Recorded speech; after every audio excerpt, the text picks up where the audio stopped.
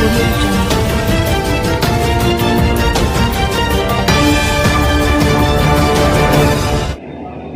आप देख रहे हैं सारा अशोकनगर और मैं हूं आपके साथ हितेंद्र भदौरिया।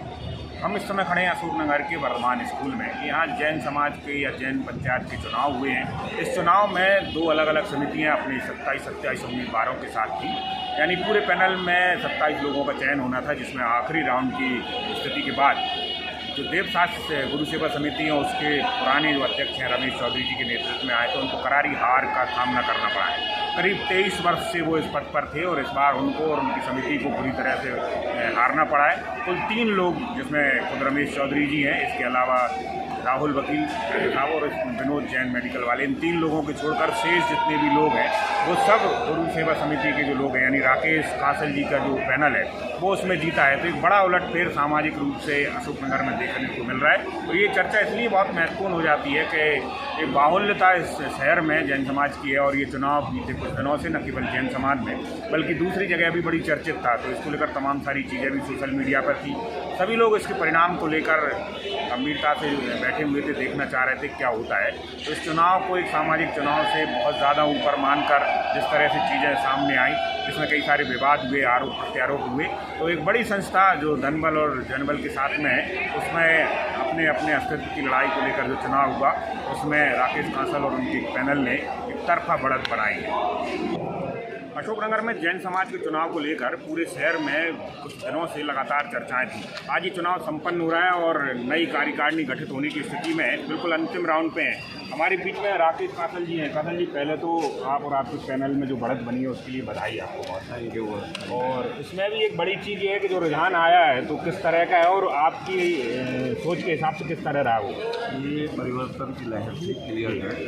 मतदाता पक्का मन बना चुका था, इस बार चेंज करना है। तो जो आखिरी आपके पास परिणाम है वो कितना है? वो 24-3 का आपके 27 में से 24 हैं जी, सामने 3।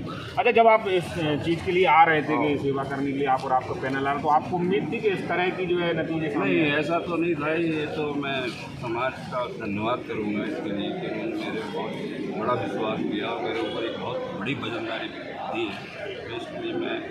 अच्छा, एक चीज़ और ये इसमें ये जानना चाह रहे थे कि लंबे समय से जो है रमेश चौधरी जी जो है सब कमाल संभाले हुए, तो आपको लग रहा है कि जिस तरह दूसरे चुनाव होते हैं उसमें एंटी इनकम्बेंसी? बिल्कुल ये बात सच है, इसमें ऐसा है।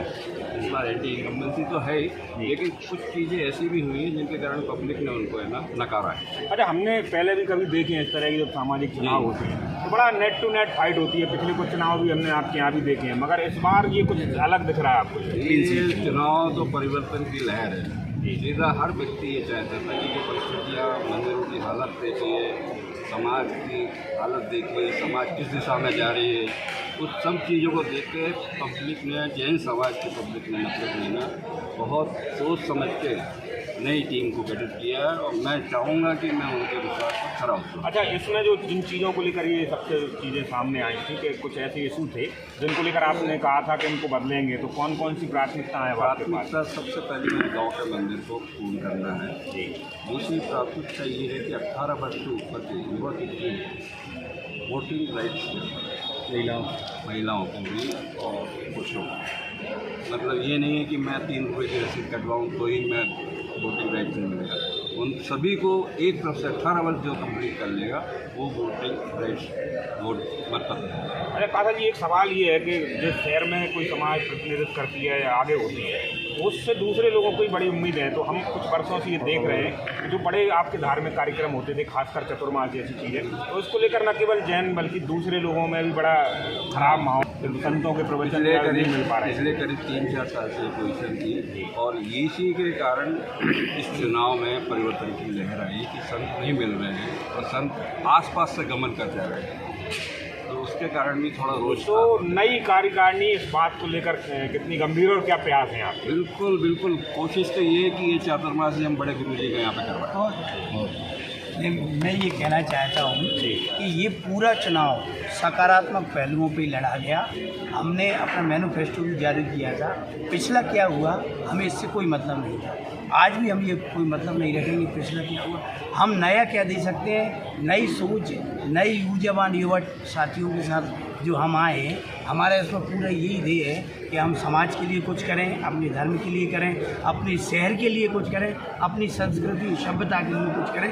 बस इन्हीं बिंदुओं पे हमारा पूरा फोकस होगा। और मैं खास तौर से आप सबका, पूरे मीडिया का धन्यवाद करूंगा कि जो समय समय पर धार्मिक और सामाजिक कार्यक्रमों को किसी भी क्षेत्र में आप जो है जो 27 लोग चुने जा रहे हैं उनमें है, तो ये अनुभव किस तरह का रहा आपका? पहली बार चुनाव लड़ रहे हैं? पहली बार पंच बन पाएंगे, अच्छा अनुभव है।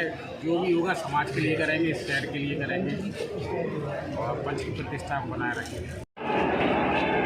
अशोकनगर में अभी हाल ही में जैन समाज के चुनाव संपन्न हुए, तो इस चुनाव पर गंभीरता से नज़र रखे हुए थे और एक्सपर्ट भी हैं इन चीज़ों को लेकर। लगातार सोशल मीडिया पे आप देख रहे थे न्यूज जैन जी को, जैन भी हैं, पत्रकार भी हैं, तो एक एक्सपर्ट कमेंट आपसे ये जानना चाह रहे हैं जिस तरह का ये परिणाम आया है, इस तरफा जो टुकड़ा साफ हुआ है, कैसे देखा है?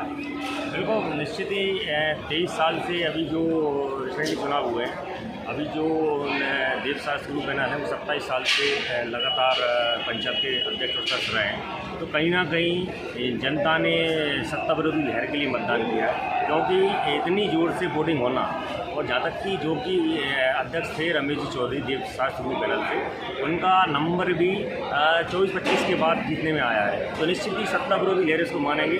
सत्ता विरोधी लहर में 3 लोग कुल उनकी पैनल की जीत पाए जो लंबे समय से जो है बिल्कुल उनके काफ़ी बड़े नाम थे, बहुत बड़े नाम थे जो कि चुनाव हारे हैं।